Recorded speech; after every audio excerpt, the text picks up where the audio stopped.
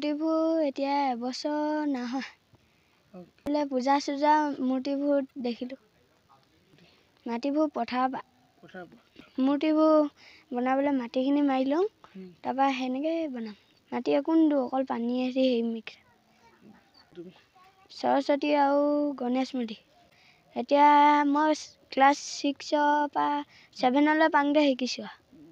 মৰিধল হাইস্কুলত আৰু শিৱ মূৰ্তি, তাৰপৰা আৰু সেনেকৈ সি এতিয়া পঢ়া শুনা স্কুললৈ গৈ তাৰপাছত আহি পিনি যেতিয়া স্কুলৰ পৰা আহে তেতিয়া সি মাতি লৈ সেনেকৈ খেলি থাকে আৰু আমি খেলি থাকে বুলিয়ে ভাবোঁ।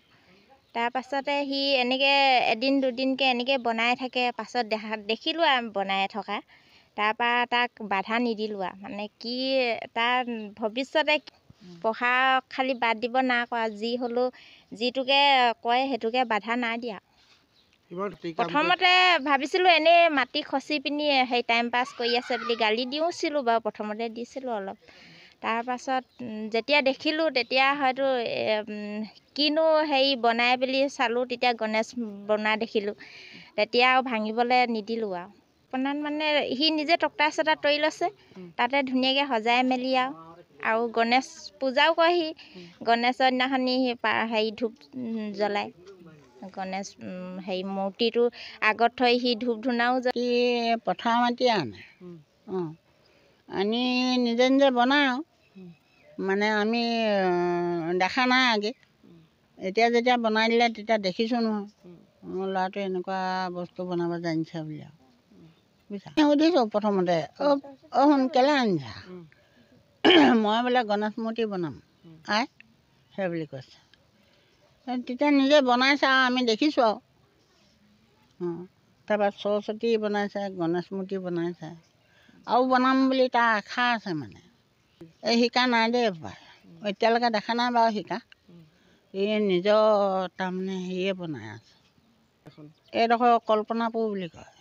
মূৰ্তিবোৰ এতিয়া এবছৰ নহয়। বোলে পূজা চূজা মূৰ্তিবোৰ দেখিলোঁ। মাটিবোৰ পথাৰৰ পৰা মূৰ্তিবোৰ বনাবলৈ মাটিখিনি মাৰি লওঁ, তাৰপৰা সেনেকৈ বনাম। মাটি একো নিদিওঁ, অকল পানীয়ে দি হেৰি মিক্স।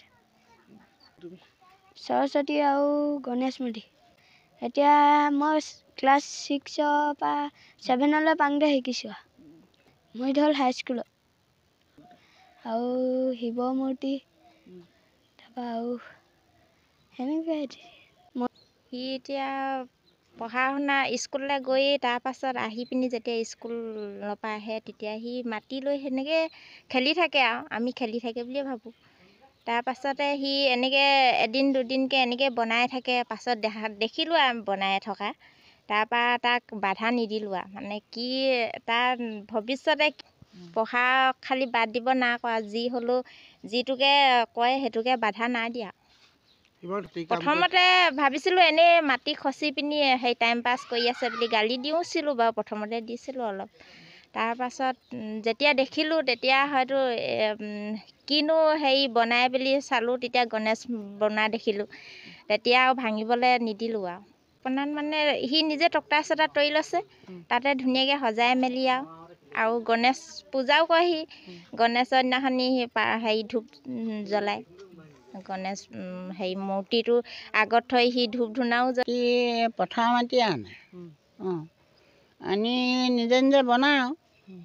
মানে আমি দেখা নাই আগে, এতিয়া যেতিয়া বনাই দিলে তেতিয়া দেখিছোঁ নহয়, মোৰ ল'ৰাটোৱে এনেকুৱা বস্তু বনাব জানিছে বুলি আৰু বুজিছা। সুধিছোঁ প্ৰথমতে সোনকালে আনিছা, মই বোলে গণেশ মূৰ্তি বনাম আই সেই বুলি কৈছে।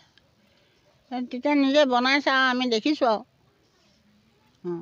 তাৰপৰা সৰস্বতী বনাইছে, গণেশ মূৰ্তি বনাইছে আৰু বনাম বুলি তাৰ আশা আছে। মানে এই শিকা নাই দেই, এতিয়ালৈকে দেখা নাই বাৰু শিকা। এই নিজৰ তাৰমানে হেৰিয়ে বনাই আছে।